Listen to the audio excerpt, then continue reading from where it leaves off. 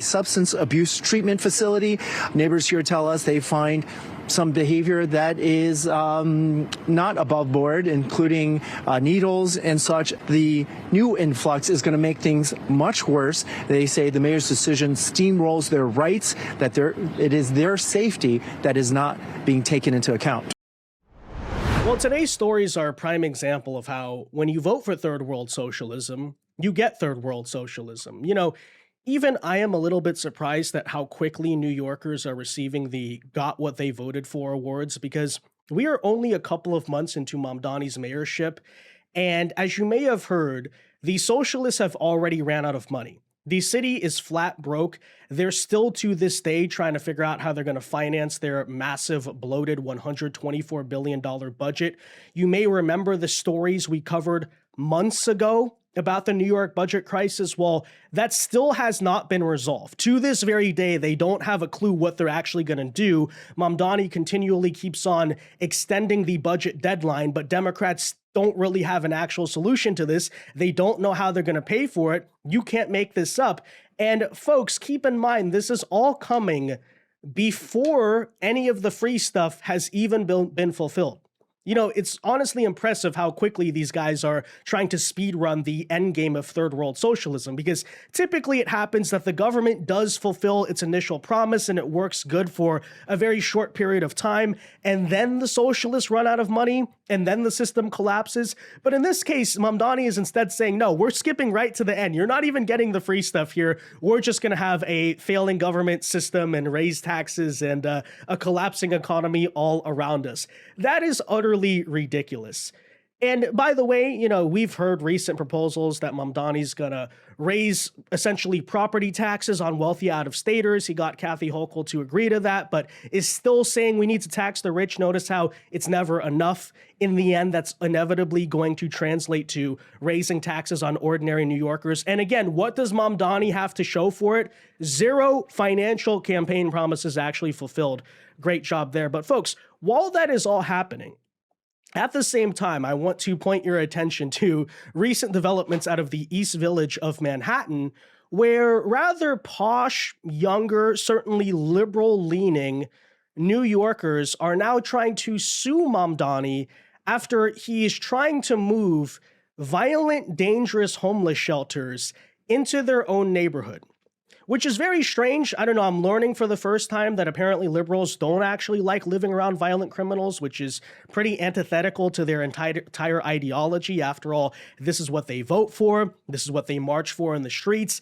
They enjoy the company of violent criminals. They enjoy living in third world squalor. It's their entire ideology. I'm not exactly sure what they're pissed off about now, but again, it's pretty impressive how much these guys are just showing to the world what third world socialism looks like, right? So the government promises stuff that it can't actually deliver, then it runs out of money, then government services collapse all around you, and simultaneously the lives of ordinary people just get worse because you're surrounded by third world squalor, you're surrounded by violent criminals, and Mamdani's giving that to you all within the span of a couple of months. What can we say? And by the way, to the East Village, what did you expect? You voted for the guy who kept talking about homeless rights, about the unhoused, about how he wasn't going to even get them off the streets anymore. He was going to stop clearing encampments. And then you're shocked that a homeless shelter is in your neighborhood. Hey, liberals, I thought you're supposed to have compassion for those people.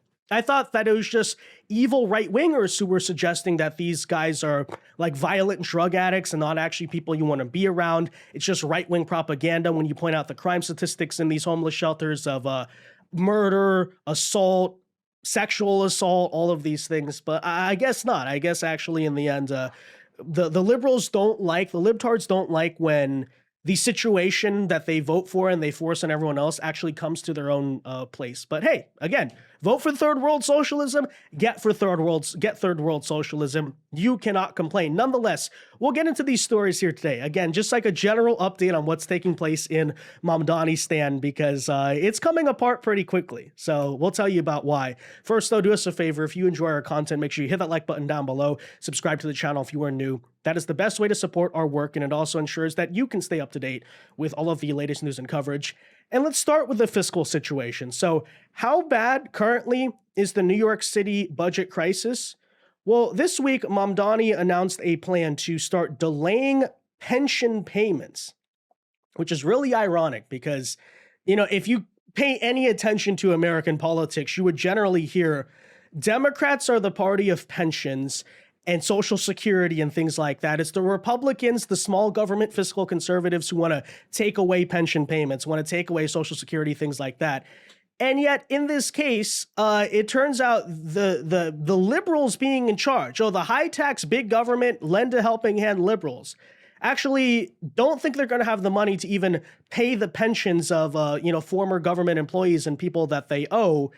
And it's a growing conversation right now as to whether New York's going to go officially bankrupt. Are they going to have to default? We're not exactly sure, but take a listen here as Mamdani, which we knew this entire time, but is now officially announcing to the world indeed that New York is in a budget crisis after spending his entire campaign, as you may remember, promising free stuff. Here's what he had to say this week that made some major headlines.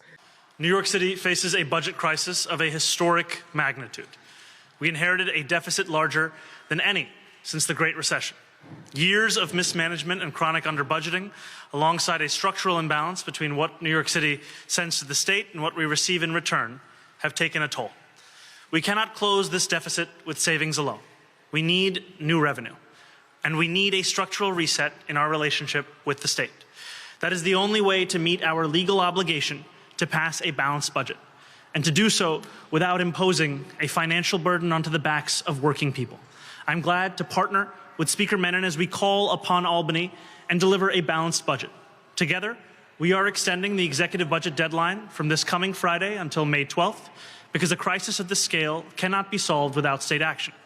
I want to be clear, we are not simply asking others to act. New York City is doing our part. We are committed to governing with the fiscal responsibility this moment demands. Speaker Menon and I have already identified meaningful savings, and we will continue that work carefully, deliberately, and without cutting the services that New Yorkers rely on. But we cannot do it alone. That is why we are standing together this morning to underscore what is at stake and to call on Albany to deliver additional revenue. Yeah, just keep on extending the budget deadline. I'm sure that's going to work. That's certainly not a terrible idea at all. No, if you just go another 2 weeks, for sure Kathy Hochul will agree to suddenly start taxing the rich. Yeah, this is going to end in a disaster. I don't know if you can tell already. Now, you might think on the surface, the very simple solution, especially if you can't get Albany to raise taxes on the rich like you keep demanding, that maybe you could pass a balanced budget if you simply started cutting the insanely large $124 billion budget. As we explained months ago, that's a bigger budget in their city than the entire state of Florida. And Florida has 3 times the population of New York City. It's just totally insane. And when we went over many of the things in the Mamdani proposal, we found a lot of DEI, despite them claiming, we are only spending on what's essential. We need this money. It's like millions for diversity art projects and all the usual leftist money laundering nonsense that you would absolutely expect. But of course, Mamdani is turning around and saying the only solution is that we need to raise taxes, and Kathy Hochul, the state Democrats of New York, are not cooperating with us. Well, here is the thing. As we said back during the election, it's not going to happen because Kathy Hochul said publicly, and it's her big campaign promise for re-election, she's not going to raise taxes. So we already know where this is going. If he can't get the state to agree, he's, instead of, again, cutting the budget, you would think that's a logical thing to do. But obviously, Mamdani's the socialist big government guy. For him to get elected into office and then just start cutting a bunch of things out of the budget would probably be a big humiliation for him. He refuses to do it. So in the end, he's going to probably, I would assume they're going to figure out a way to pay for their budget by just raising taxes by insane amounts on New Yorkers. Either that or they figure out a way to borrow debt or something if they can even do that. And then in a few years, they have to default on the freaking debt. I don't know. But either way, let me just say this. The city's freaking screwed. You can see the writing on the wall, right? This guy refuses to budge. You don't have a budget still? It's May. What the heck is going on? We were covering this story back in like January, February. What's going on here, right? Well, you put this idiot in charge, guys. What exactly did you expect? But again, this is what third world socialism actually looks like. As we explained a long time ago, and we've said actually many different times on this channel, the whole dichotomy of vote Democrat for big government and vote Republican for small government is actually false. Like, it's actually a false dichotomy, because consider it for a moment. Okay, so you would think, right, if the choice in voting is, well, I can vote Republicans and there'll be lower taxes, but maybe less government services, less helping hand, less of a safety net, or I can vote Democrat for getting all of those things, right? Sure, they'll charge me more in taxes, but better infrastructure, better schools, better welfare programs, social programs, things like that. And yet, notice when you actually vote for the Democrats, you don't get any of those things, right? Like, again, where's the free stuff? Notice how this city is unable to pay for those public services supposedly the Democrats provide for you and the Republicans don't.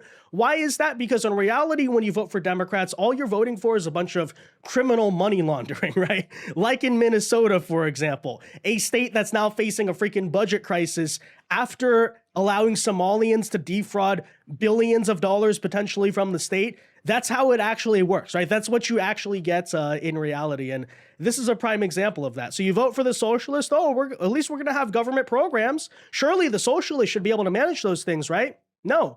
Notice how whenever far leftists are in charge, actually the very social programs, the big government that they tout, that they brag about, that they sell to you, completely crumbles in on itself, because both their ideas and the corruption, by the way, is really just that bad. And that is, of course, the truth right now about New York and their alleged budget crisis. One could even argue it's not a budget crisis at all. It's an issue of your budget simply shouldn't be that high, and it's unrealistic to assume you're going to find any way to pay for that. Again, compare it to the state budget of Florida, but I guess not, apparently. So that's what's going on one hand. But, if you think, okay, whatever, that's just the government, who cares if they default?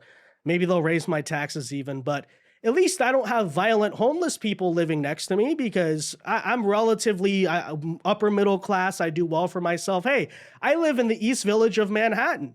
That's generally considered one of the nicer places for young professionals to live. It's kind of posh. It's a little bit more upscale.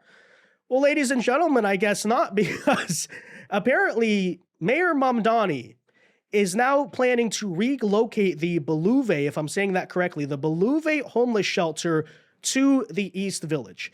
Keep in mind, this is a pretty notorious homeless shelter in New York. It has like one of the highest rates of murder, assault. It's a all-male homeless shelter. I think you know where that goes. Very high drug abuse rates and things like that. This is a very rough place, right? Maybe the worst homeless shelter, arguably, in all of New York. And effectively, because the building is crumbling, Mamdani's great reward to his own voters. Okay, so 70% of the East Village voted for Mamdani. Again, it's a young part of New York. All of these like millennial and Gen Z hipster transplants move to this part of Manhattan, expecting to live their, dream cosmopolitan hipster lifestyle, whatever. Well, now as a result, they're getting exactly what they asked for, right? We're leftists. We should have compassion for the homeless people, all those violent drug addict criminals. They're totally not trying to kill us. Well, now guess what Mamdani's doing? He's rewarding you, and it should be a reward, right? Diversity is our strength. It's an honor and privilege to be living around these types of people, by indeed moving that very Beluve homeless shelter to the East Village. And in this case, I gotta be honest, Mamdani didn't actually scam the voters. If you were paying attention, this is exactly what you should expect. That is like peak core leftism. In reality, what do they literally make their platform, oh, we want more Section 8, we want more homeless shelters in your freaking neighborhoods. And by the way, that's what the affordability agenda really means in terms of housing. But take a listen here for these details. Apparently now, I kid you not, the East Village community is trying to sue Mamdani to stop this. Again, why? You voted for this. What are you upset about? I don't know. Take a listen. Well, plans to relocate homeless men to the East Village are facing resistance tonight. All right, people who live in the neighborhood have now filed lawsuits seeking an emergency order to stop the move, which, by the way, is set for May 1st. Right. It's not just the shelters, Stephen, Natasha. It's also the intake point for all homeless men in the area. The role of the location is to provide shelter and also to assign shelter locations to men who are homeless. Those include Rikers inmates who are released but do not have a place to go to. In March, Mayor Mamdani issued an emergency executive order to relocate that long-withstanding intake point to this location in the East Village. Did you hear that one? That's actually too good. They're going to move some of the Rikers Island inmates to go live in the neighborhood next to the woke millennial hipsters. Yeah, what could possibly go wrong? To be honest, I don't know if I even want to criticize Mamdani for doing that. I think that's actually genius because, after all, you need to put the homeless shelter somewhere. Why not put it in the place where the people have the most compassion and empathy, right? They want to live next to it. They voted to live next to it. I don't know why they're suddenly now suing, right? This is exactly what they support. And I'm sure this hippie experiment will go greatly. The homeless fentanyl addicts and the Rikers Island inmates will be sitting next to the young professionals and hipsters, loving the flowers and singing hippie songs and talking about Imagine by John Lennon and things like that. And that'll be the end of the story. The right-wingers will be proven so wrong, which is, of course, why for some reason, the East Village residents are trying to sue. But again, I don't know why that's the case. I thought you loved these people. I thought, you want to be living around these people. Diversity is our strength. We should have compassion for the criminals, criminal justice reform, be nice to, empathetic, quote unquote, towards the homeless, the unhoused, as you call them. Well, this is it right here. What is the issue? So that'll certainly be fun to watch.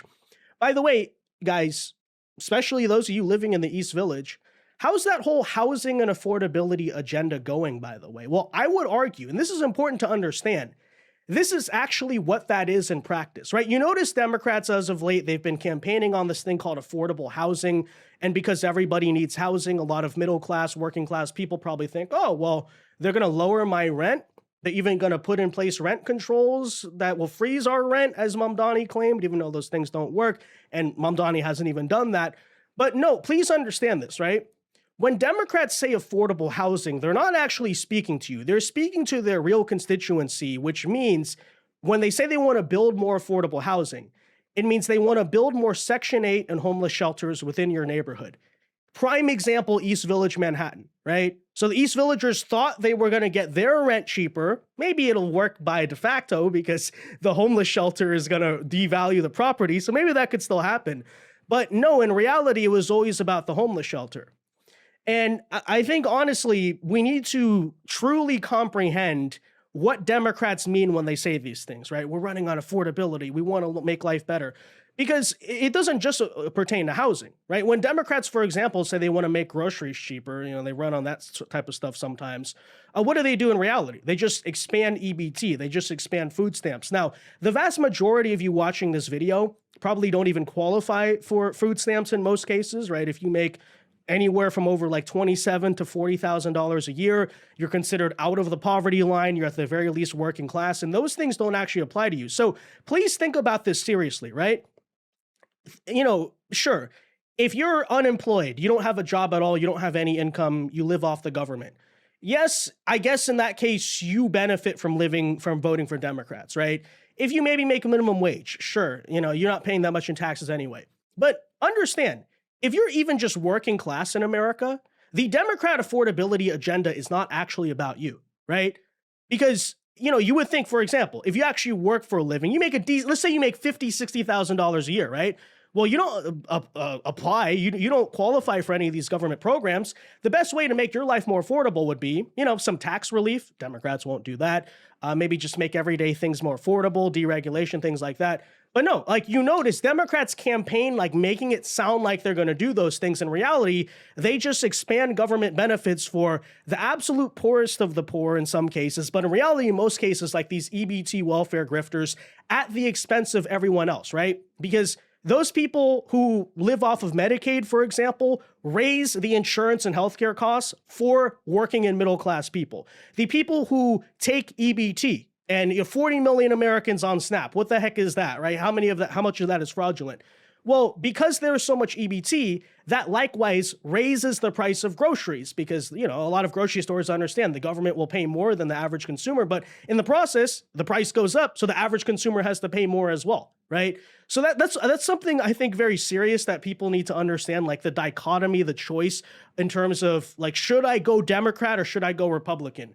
That for me really is my, the presentation I would give you, frankly. It's sure, yeah, if you're a total unemployed loser or you're someone who doesn't have any money and you're literally below the federal poverty line, sure, Democrats are going to give you a Section 8 complex. Sure, they're going to give you food stamps. Yeah, why would you? And if you don't have any agency, you don't want to get out of that position. Yeah, why would you vote not to have that? Sure.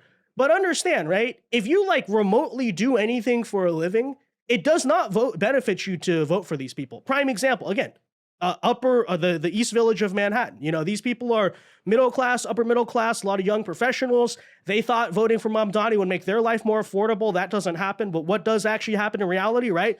Violent criminals next to your neighborhoods. Why? Because Democrats are trying to serve those people. Literally the poorest of the poor, the homeless people, the violent criminals, kind of the dredges in society, you could argue in many ways. That's who they're serving. They're not serving you, right? So just consider that in terms of the dichotomy, honestly, in terms of what you're actually voting for the next time around. But nonetheless, okay, there you effectively have it. Again, this is third world socialism, vote for government programs that you never actually see. And then things break down. They freaking raise taxes on you. But they raise taxes on working class people, for example, to pay for the Rikers Island inmates to live in Section 8 next to you, Amazing affordability agenda, by the way. That's affordability, according to Democrats, literally, right? But there you have it. All right, that said, let me know your thoughts. Be sure to leave a like on this video, subscribe to the channel if you were new, and until next time, God bless and peace. Oh, and by the way, last note on that conversation we were having. So understanding that Democrats serve most of the people in poverty, why do you think Democrats want to keep so many people in poverty? Why do you think that's kind of almost part of their political ideology, right? Let's make the school system totally fail.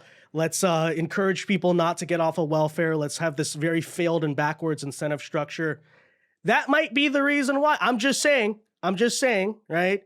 Literally a thriving middle class in this country is the greatest threat to leftist bullcrap ever because...